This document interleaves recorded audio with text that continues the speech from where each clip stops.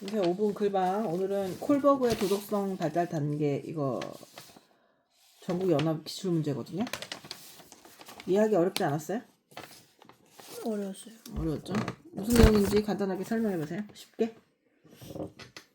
도덕성 어떻게 발달한다는 거예요? 이 사람 도덕성에 대한 틀을 마련한 사람이라고 그렇게 학문적인 의의를 가지고 있는데 도덕성이 어떻게 발달한대요?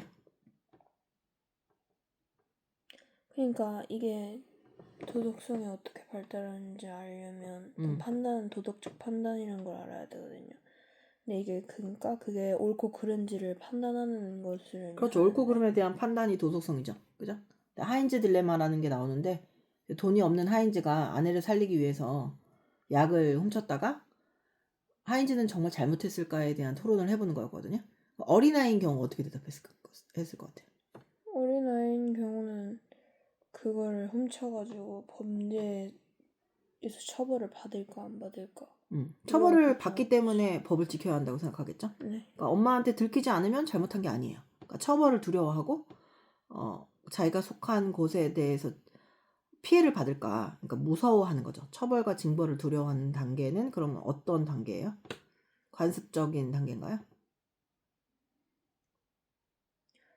전 관습적 단계. 그 다음에 관습은 그 법을 유지하는 게 우리 사회에 이롭다라는 생각에서 온 거예요. 그래서 부인이 아프다고 하인즈처럼 다 약국에서 약을 훔치면 부인이 아프고 가난한 환자들이 다 약을 훔치겠죠. 그러다 보면 약이 바닥 나가지고 정당한 돈을 내고 약이 필요한 사람이 약을 못 쓸 수 있겠네요. 이게 사회적 계약으로서의, 그러니까 관습적 법으로서의 계약을 얘기하는 거죠. 그러면 이게 하인즈의 딜레마라는 걸로 아이들에게 법을 지켜야 하는 거에 대한 도덕성을 테스트했잖아요. 이 사람은 좀 특이점이 있는데 이런 도덕성의 발달은 뭐하고 가장 관계가 있다고 말하고 있어요? 콜버그는. 갑자기 태어나자마자 아주 높은 수준의 도덕성을 이룰 수 없다고 말하고 있잖아요. 뭐에 따라? 달라질 수 그렇죠. 개인의 경험, 교육, 사회 환경에 따라 도덕성의 발달 기준은 서로 다르게 나타날 수 있다. 그리고 맨 마지막에 있는 게 관습 후 단계로서의 도덕성이죠. 관습 후 단계라는 건 뭐예요? 사회적 계약이나 처벌로서가 아니라 그 이상의 의미가 있다는 거네요. 도덕성을 지키는데. 그게 뭐가 있는데요? 어떤 게 예를 들면 도덕 원칙하고 자기 가치관은 별개라고 생각하는 거겠죠. 도덕 원칙과 가치관이 별개다? 그러니까 도덕적인 원칙이 있다고 해서 그게 반드시 옳은 것만 아니다라고 생각하는 거야? 네. 그래서 되게 궁극적인 도덕의 목적을 생각해 보는 거죠. 사람의 인간 생명에 대한 존중이라든가 인간의 존엄성을 지키지 못하는 법은 법이 지킬 필요가 없다라고 생각할 수도 있는 거네요. 그죠?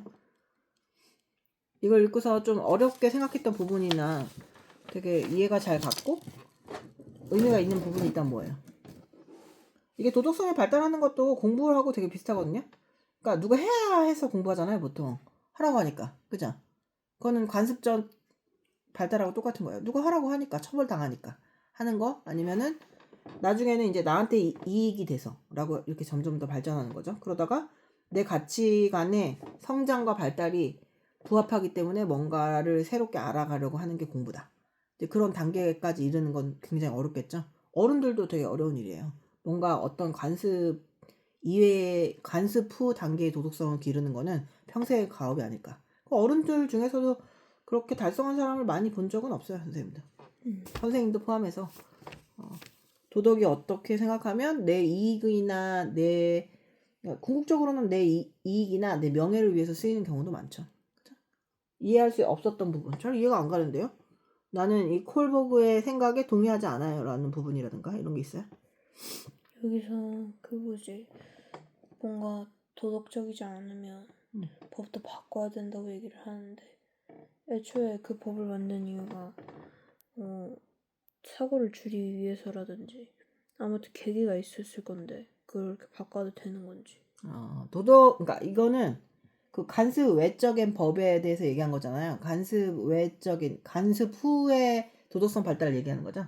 근데 이거는 이게 옳지 못하니까 바꾸어야 한다는 그런 적극적인 제도적 장치를 얘기하는 건 아니에요. 스스로의 도덕성에 대해서 판단을 해보는 거예요. 그러니까 그게 누군가가 법을 어긴 사람들에 대해서 얘기할 때 예를 들면은 스탠포드를 합격한 노숙자 아이가 있었는데 그 아이가 3개월만 지나면 학교에 입학할 수 있었거든요. 근데 잘 곳이 없어서 도서관에 자다가 들킨 거예요.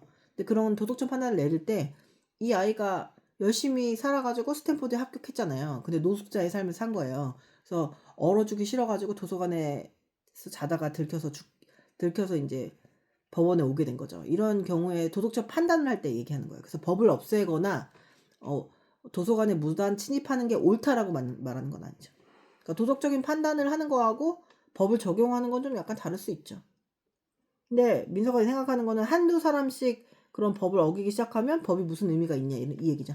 모든 사람이 법을 지켜야 하니까. 근데 민서 애시당초 법이라는 게 사람을 위해서 있는 거 아닌가요?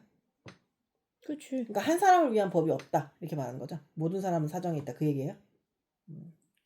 그러니까 이거는 내가 어떤 행동을 하는데 내가 이 법을 어겼는데 나한테 사정이 있다 하고 애원하는 게 아니라 누군가에 대한 도덕적 판단을 할 때 얘기하는 그런 준거를 얘기하는 거예요. 근데 민서 말대로 사정 없는 사람이 어디 있겠어요. 그죠? 근데 그렇다고 법이라고 해서 항상 옳은 건 또 아니잖아요. 그죠?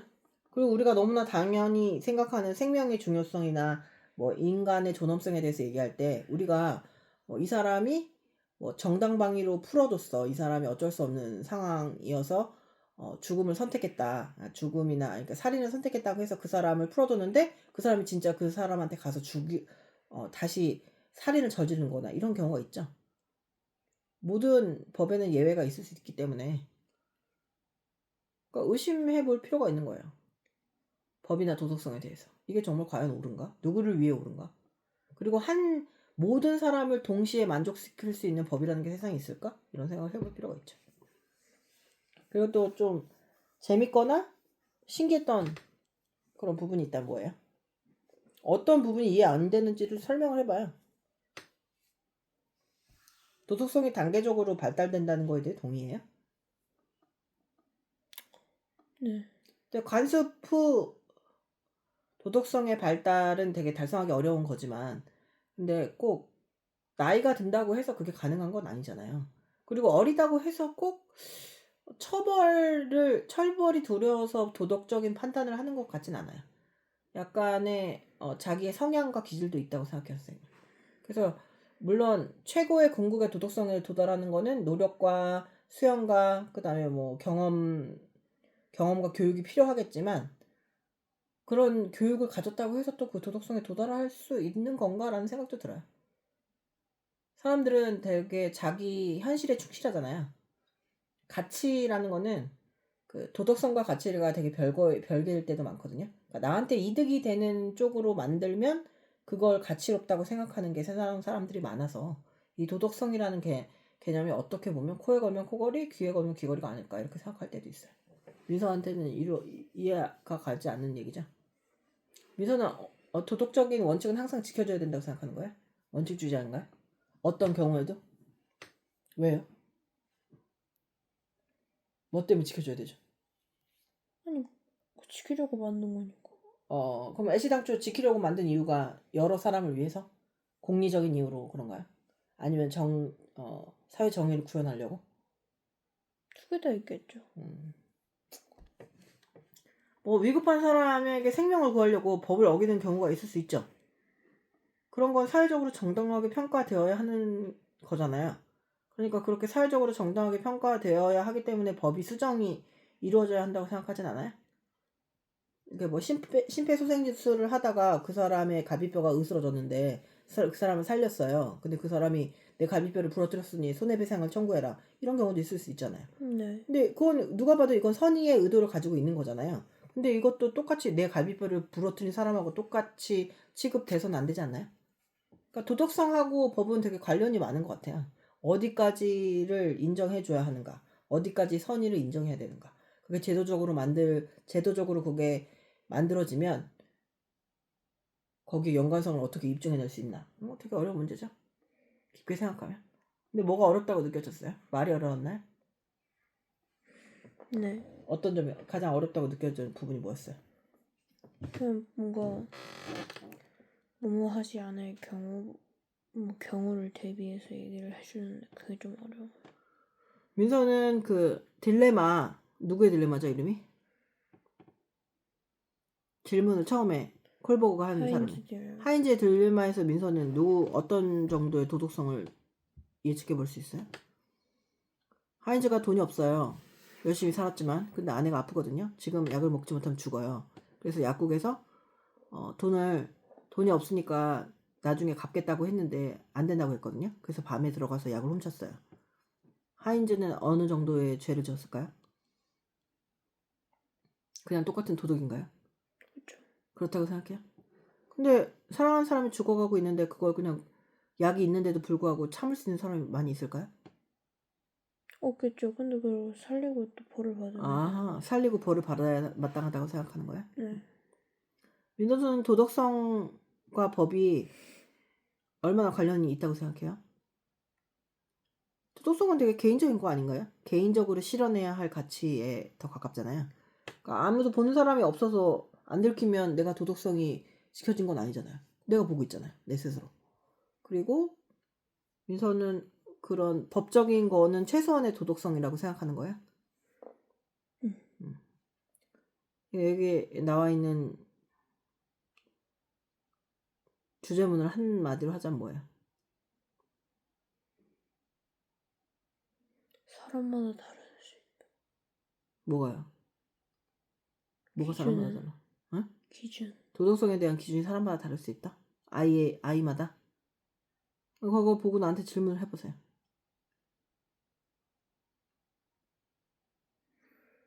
하인즈 딜레마는 얼마나 잘못한 거.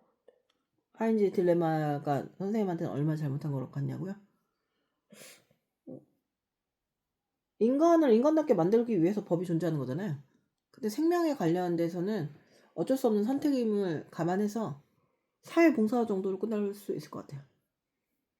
이거는 생명에 관한 문제이기 때문에 그러면 만약에 구할 수 있었잖아요. 이거 먹으면 살릴 수 있었는데 도둑이 될까 두려워서 부인을 살리지 못하고 죽었어요. 그럼 그건 살인이 아닌가? 이런 생각도 하게 돼요. 내가 죽인 건 아닌데 살릴 수 있었는데 그 사람 살리지 않은 거라서 그 살인보다는 도둑질이 낫지 않나? 어쩔 수 없는 상태라면 라는 생각을 했어요. 그렇지만 아무런 죄 없는 약사한테는 보상을 해줘야 되잖아요. 그치. 그러니까 약사한테 보상을 하고 거기에 대한 죄값은 치러야 한다고 생각하지만 그런 절도범, 그러니까 지나가다가 담배가 피고 싶어서 담배를 훔치는 것과 부인을 살리기 위해서 약을 훔치는 거는 좀 다른 경중으로 처벌해야 한다라고 생각해요.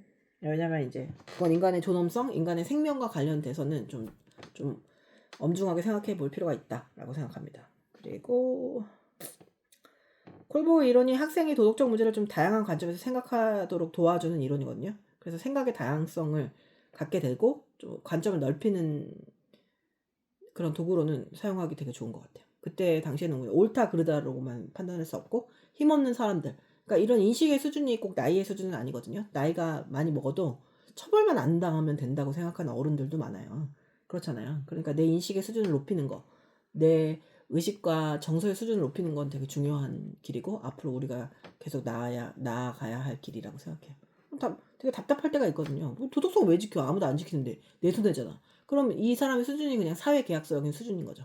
내 이득에 관련될 때만 도덕성을 지킨다. 근데 이게 내 이득에 관련되는 때만 도덕성을 지킨다 하더라도 누군가 나를 보고 있잖아요. 내가. 아니면 나의 자식이. 그러니까 되게 절대적으로 이득을 위해서도 높은 수준의 도덕성을 한번 도달해 봐야 하지 않을까라는 생각이 들기도 해요. 근데 물론 뭐 사람의 이런 관습적인 도덕은 어떻게 생각하면 모든 게 법이 모든 사람을 보호해 줄 수 없잖아요. 그러면 그냥 기득권 아니면 지금 가장 힘이 있는 사람들 편이란 말이에요. 그러니까 아닐 수도 있죠. 우리가 만약에 좀비야.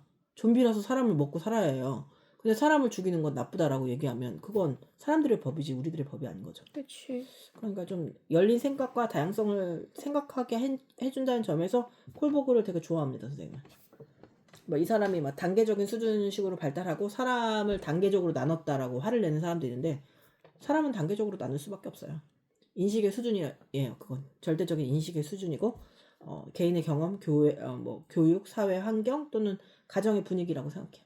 그래서 내가 이런 식으로 생각하는구나 하면 내가 여기 수준에 불과하구나를 깨달으면 좀 부끄럽긴 하지만 뭔가 좀 개선의 여지가 있다고 생각해요.